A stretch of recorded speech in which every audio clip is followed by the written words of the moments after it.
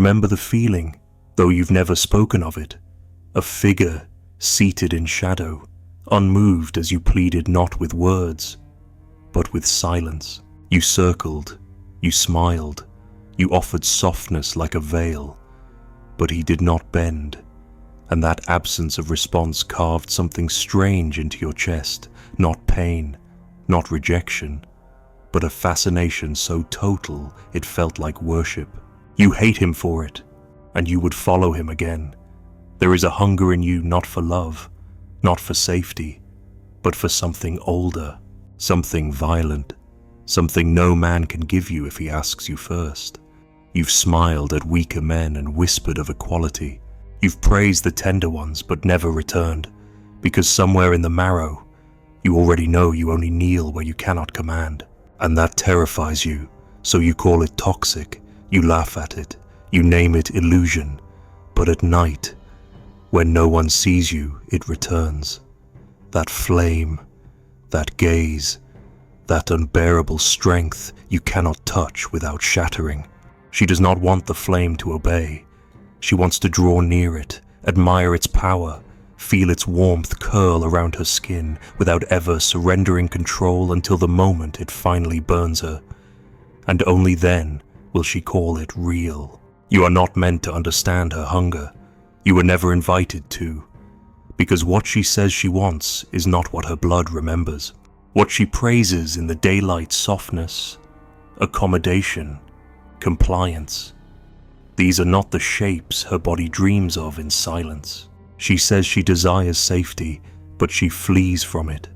She claims she wants partnership, but she tests every hand that offers it. You have seen it, you have been it, and still you ask, bewildered, why? Because she does not love the man who loves her too soon. She does not long for the flame she can contain. No, she orbits the one she cannot reach, the one who withholds not affection but obedience. She does not want to be chosen. She wants to feel the ache of not being enough. And in that ache, she discovers the thrill of striving, of seduction, of becoming. You think she seeks peace? No. She seeks tension. You think she wants softness? No. She wants the resistance that awakens her. You have mistaken her tests for cruelty. They are not cruelty. They are rituals, trials. She strikes the stone not to break it, but to measure its defiance. She speaks in contradiction, not because she lies, but because only paradox excites her. If you submit, she leaves. If you dominate without nuance, she revolts. But if you remain still, if you neither bend nor command, but simply are, she breaks upon you like a wave against rock, and names it destiny. The man she returns to is not the one who gives her all. It is the one who refuses to be consumed. And yet, she keeps coming back to the fire, not because it welcomes her, but because it threatens her. There is no honesty in her words when she says, I just want someone kind. Her shadow wants something different. It wants to worship something that does not worship her. It wants to surrender to what cannot be possessed. And this, you cannot fake. You cannot posture your way into becoming the flame, because the moment you perform it for her, it dies. The moment you try to be strong, she smells the theater, and the curtain falls. She does not test for performance. She tests for essence. She wants to know, is the abyss inside you? Or are you just quoting it? You say, but I was good to her. I gave her everything. I didn't play games. And that is exactly why she left.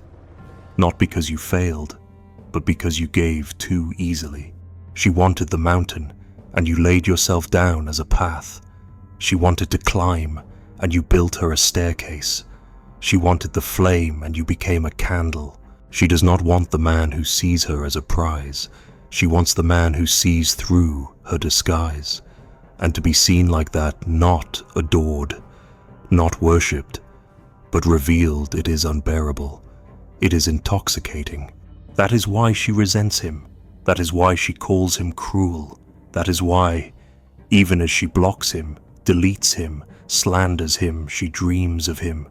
Because he did not kneel, because he did not ask. Because when she looked into his eyes, she saw something older than love. She saw indifference, and it shattered her. You think she wants to be loved unconditionally? No, she wants to be chosen above conditions. There is a difference. The first is easy, undemanding, hollow. The second requires sacrifice, war, fear. The man who loves her without reason is invisible to her, but the man who sees her fully in all her vanity, her chaos, her cruelty, and remains unmoved, that man becomes myth. That man becomes the axis of her story, even if he never speaks again. She does not desire control. She desires the illusion of control until the moment it's taken from her, and then, for a flicker of time, she feels what it's like to be alive, to surrender not from weakness, but from awe, to be consumed by something she cannot tame, and when it passes, she calls it madness. But in the dark, she dreams of it again. You may hate her for this. You may call it manipulative, irrational, unjust, and you would be correct by your standards. But nature has no court. The psyche has no laws.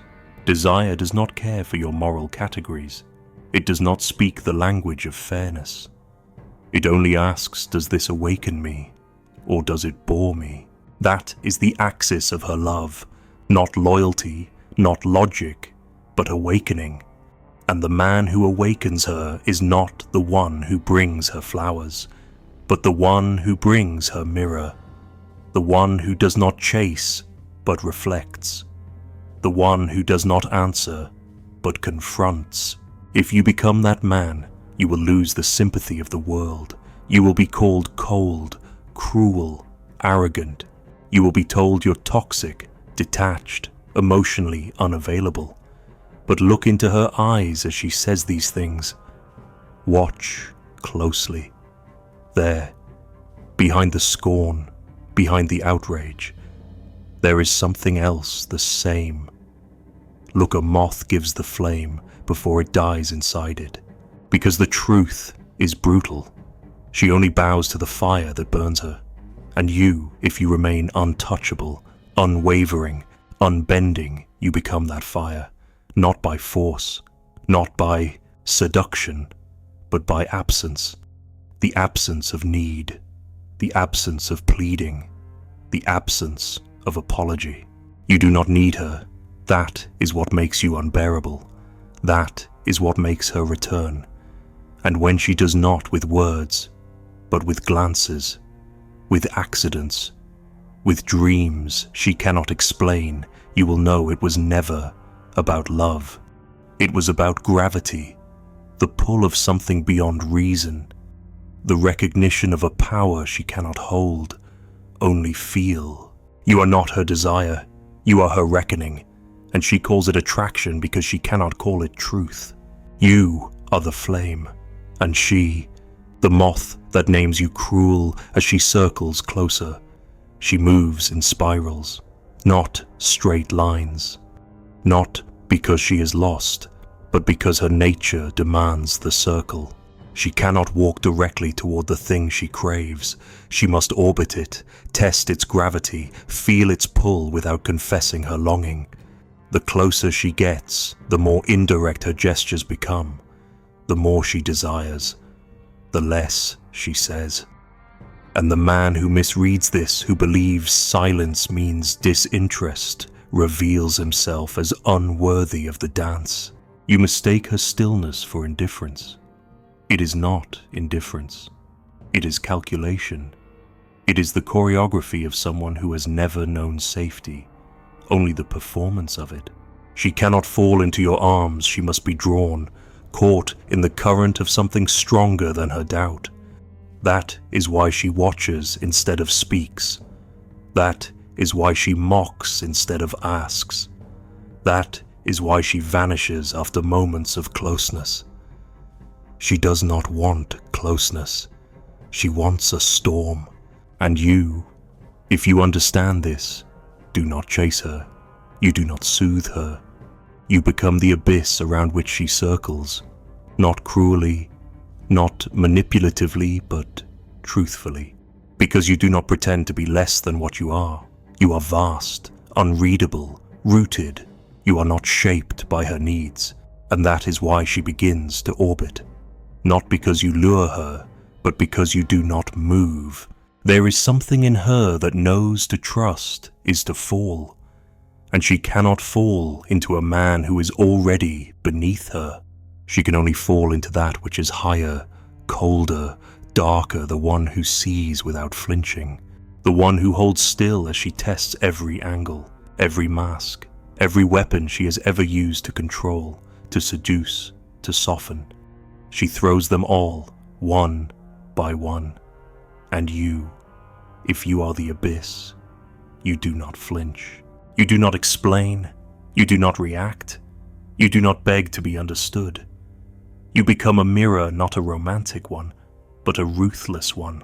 And when she sees her reflection in your gaze, something ancient stirs, not love, not comfort, but memory.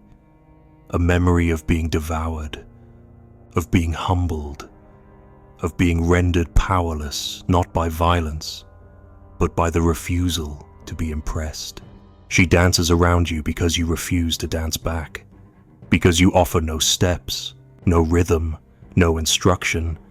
You do not follow her lead, and that is the only lead she trusts. She was raised in a world of soft men, obedient men, smiling men who echo her words, kneel before her fears, reflect her emotions like glass. But glass shatters. You are not glass. You are the black mirror, and in your silence, she sees what she cannot escape. Her desire is not for dominance. It is for transcendence. And only the man who resists her gravity offers that. Only the man who does not yield becomes the symbol of something greater. She does not want equality, she wants divinity, not yours, hers.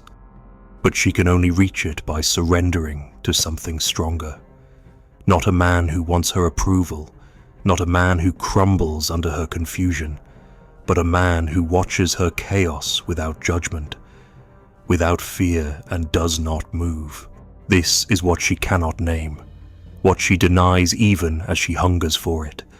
She wants to be conquered, not violently, not with hands, but with presence, with the unbearable weight of a man who cannot be manipulated, cannot be explained, cannot be pulled into her world. The man who does not orbit her, the man who is his own center. You are not meant to understand her signals. You are meant to withstand them, because she does not want to be decoded. She wants to be dismantled, and only the one who refuses to interpret her words and instead listens to her contradictions, only he is real to her. You say, but she left. She chose someone else. She said I was distant, unavailable, too hard to reach. Of course she said that, because reaching you would have ended the myth. She chose the easier man because he made her feel safe until she hated him for it, because he gave her everything too soon. And in that offering, she saw nothing worth keeping. You. On the other hand, you denied her the throne. You refused the illusion. You became the echo she cannot silence. And so she dances, not toward you, but around you. She tells herself you are cold. She tells herself you are arrogant. She creates entire narratives to justify her withdrawal. And yet she watches, she remembers, she circles, because somewhere deep inside, she knows the man who does not chase her is the man who does not need her illusion. And that is unbearable. You do not ask her to return. That would break the spell. You do not reach for her. You do not explain your silence. Your refusal is the offering. Your distance is the altar. You are not withholding love. You are withholding submission. And that is the one gift she has never learned how to receive. You think she wants to be chosen? No, she wants to be measured. And only the man who measures without speaking, who watches without collapsing, only he remains in her bloodstream. Not as comfort, but as myth, as pain, as proof that she once felt something real. She does not remember your kindness. She remembers your indifference. She does not miss your attention.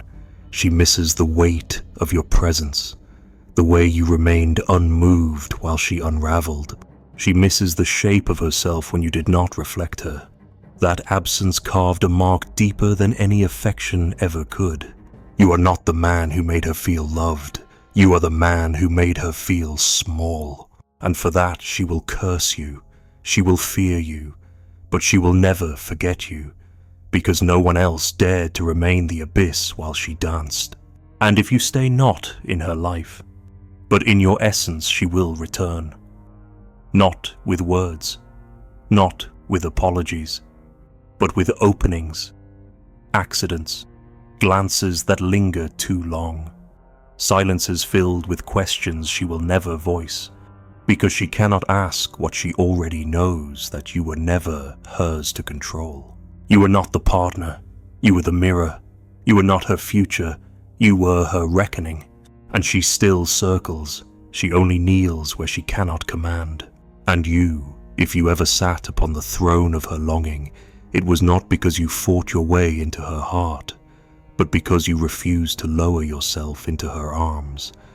That refusal, unspoken, unannounced, became the scepter in your hand, not because you desired power, but because you withheld need. The moment you did not chase, did not plead, did not explain, she saw the shadow of a king, and her instincts bowed before it. You were never gentle, you were never cruel, you were simply unreachable. You never asked for loyalty, yet she offered it in whispers.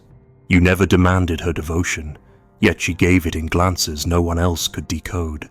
Because nothing disturbs a woman more than a man who does not fear her withdrawal. She's seen men tremble when she turns cold. She's heard apologies stutter from lips not even guilty. But you, your silence was surgical. You did not punish her, you simply remained. And in that stillness, her power collapsed. She cannot submit to a man who flatters her illusions. She cannot trust a man who gives her the stage. What awakens her is the man who disappears into himself, not out of spite, but out of sacred indifference, the kind that does not argue with emotion, nor cater to chaos, nor demand gratitude for understanding. You stood beneath a hurricane and offered nothing, not a rope, not a shelter, not a confession, and somehow that became her gravity. Understand this, the more she can move you, the less she can believe in you. If you melt at her tears, if you flinch at her anger, if you soothe when she accuses, she cannot help but feel disgust. Not because you are wrong, but because you have placed her in the seat of power, and now she must despise you for it. Not consciously, not out loud, but in the primal theater where desire lives. You have failed the test. She did not want to win, she wanted to be defeated, quietly, entirely, without violence, without threat. She wanted to look into your eyes and realize this man cannot be broken by me. And in that realization, she would have tasted freedom. But you gave her compromise, you gave her logic, you gave her comfort, you gave her the crown, and that, more than anything, is why she left. Because when a woman wears the crown, she becomes the executioner of her own longing. But the man who remains on his throne not in arrogance, not in tyranny, but in unshakable essence, he becomes her cathedral. Not a man, but a structure, a myth she prays to in silence, a presence she cannot possess, only orbit. Because you do not invite her in, you allow her approach, and in that allowance, A ritual is born. She offers beauty as currency. You do not spend it. She offers wounds as weapons. You do not bleed. She offers seduction. You do not stir. And now she is terrified, because every tool she used to bend men before you has failed. And in that failure, she feels seen, not admired, not loved, seen. You do not love her for what she performs. You see through it, and that undoes her. She wanted to be worshipped, but you bowed to nothing. She wanted to be chased, but you walked away. She wanted to be needed, but you never reached. And now, every man who offers her everything tastes like nothing, because you offered nothing, and it tasted like everything she never dared ask for. And still she cannot admit it. So she speaks against you. He's distant, he's cold, he's narcissistic. But none of it sticks, because even as she crafts these stories, something deeper whispers, he was the only one who didn't fall for the mask. He didn't love me like the others. He didn't flatter the role. He didn't cling to the actress. He loved nothing.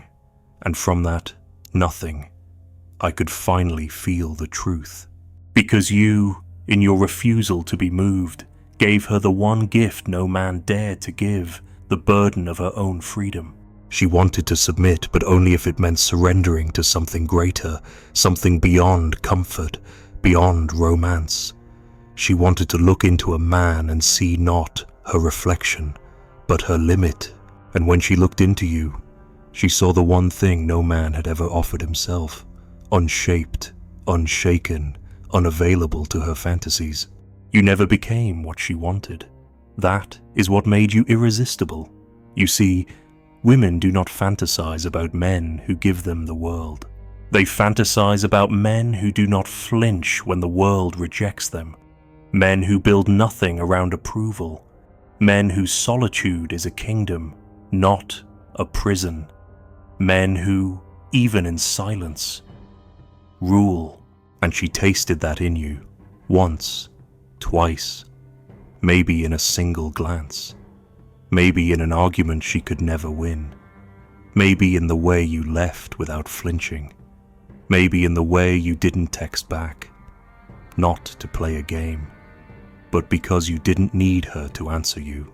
You were whole, and wholeness is the only thing a woman cannot seduce.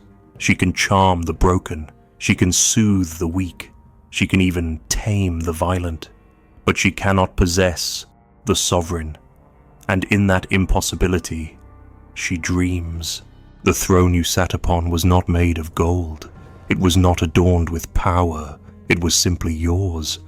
And that, in this world of manufactured desire, was divine. She cannot love you, because love demands safety. She cannot leave you, because leaving demands closure.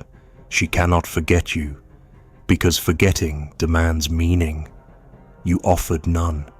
You gave no ending. You gave no confession. You were the unfinished poem, and now she reads every man through the lens of your absence, and none of them are enough. They text too much. They talk too fast. They give too easily. They love too loudly. And beneath every smile, she waits for one thing, the man who does not ask, to be loved. And when she finds him, she will test again. She will try to drag him into the stage, into the play, into the performance. But if he is real, if he, like you, refuses the script, then she will shatter again. And in that shattering, she will kneel, not to beg, not to plead, but to feel, because there is only one thing stronger than control. Surrender to something you cannot define. You were that something, and now you are gone, but your throne remains. And she returns to it in silence, every time. She does not call your name. She doesn't have to. The silence speaks it for her when the lights are off and no one is performing, when the softness of her new lover feels like air, when the apologies she once demanded now arrive too easily, too often from mouths she doesn't remember kissing. You became the absence that ruins presence, the unsaid word that poisons every conversation, the unbroken man who stains her memory with the unbearable truth that what she claimed to want was never what woke her soul. She cannot pray to you. You are not a god. You are a mirror, a wound that doesn't close, a refusal carved in the shape of a man, and she will never confess it, not to friends, not to lovers, not even to herself, but somewhere in the ache behind her eyes, where no one looks, she kneels and says nothing.